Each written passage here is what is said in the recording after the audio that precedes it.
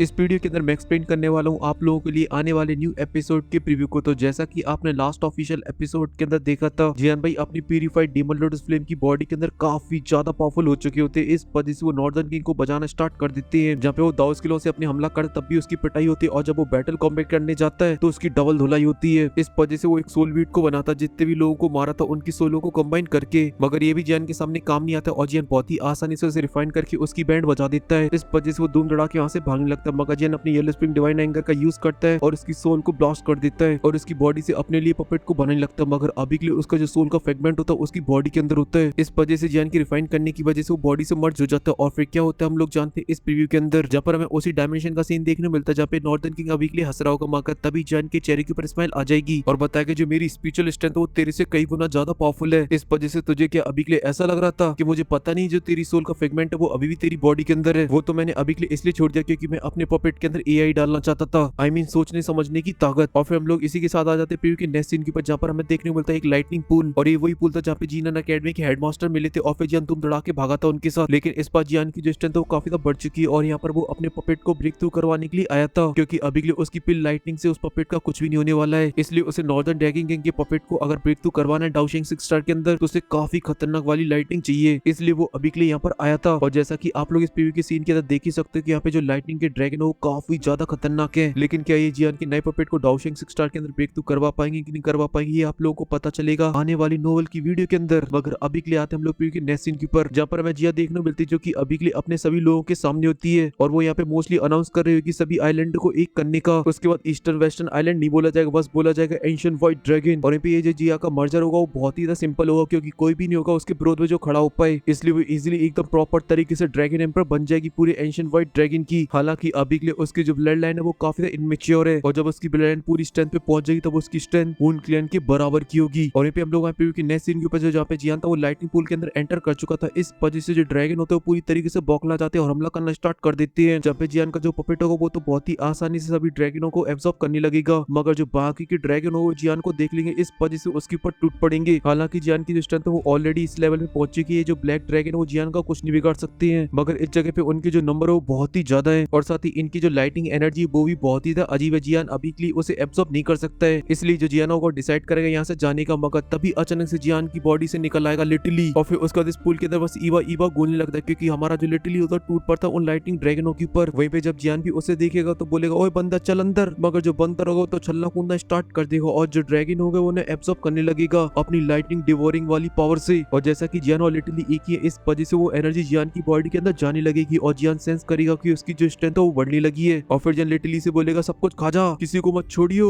और फिर ऐसी उन दोनों की कल्टिवेशन स्टार्ट हो जाती, मगर तभी हमें प्रीव्यू का लास्ट सीन देखने को मिलता है जहाँ पर हमें 3 बंदे देखने को मिलते हैं, जिनमें से एक व्हाइट ड्रेस वाला बंदा होता है, वो होता है वन एंड ओनली बीटीटीएच का रियल बदमाश या फिर बीटीटीएच का बाप भी बोल सकते हैं, एके हुंटियांडी। और उसके साइड में खड़ा होता है वन एंड ओनली बीटीटीएच का रियल मास्टरमाइंड, सेकंड रैंक की हेवनली फ्लेम नाइटिंग डिवॉरिंग फ्लेम। और अभी के लिए उनके सामने होता है वन एंड ओनली हुन मैंग शेंग एके होल ऑफ सोल का चीफ, जैसे अभी के लिए इन दोनों बदमाशों की द्वारा फिर से रिवाइव कर दिया गया और इसकी जो स्ट्रेंथ है वो पहुंच चुकी है डाओशेंग के 7 स्टार पर। इसी वजह से अभी और भी ज्यादा खतरनाक हो चुका है और यही है असली हुन क्लैन की ताकत। इनके लोग मरने के बाद भी नहीं मरते हैं, क्योंकि इनके पास है बीटीटीएच का रियल मास्टरमाइंड जो अभी के लिए सब कुछ कर रहा है। और फिलहाल के लिए जो प्रीव्यू यहीं पे खत्म हो जाता है, मगर आप लोग इस एपिसोड को एकदम डिटेल के अंदर देखना चाहते हो तो फिर वो आप लोग को देखने को मिलेगा मेरी नोवेल की वीडियो के अंदर। और फिलहाल के लिए वीडियो अगर आपको पसंद आई तो प्लीज वीडियो को लाइक करें, साथ ही चैनल को भी सब्सक्राइब कर दे। मैं मिलता हूँ आपसे नेक्स्ट वीडियो में, तब तक के लिए मेरी तरफ से आप सभी को बहुत सारा प्यार। और हाँ, अगर आप लोगों को नई सीरीज का अगर नेक्स्ट पार्ट चाहिए तो प्लीज उस पर लाइक बढ़ाओ यार, क्या कर रहे हो, वहाँ पे प्यार की थोड़ी सी कमी पड़ रही है।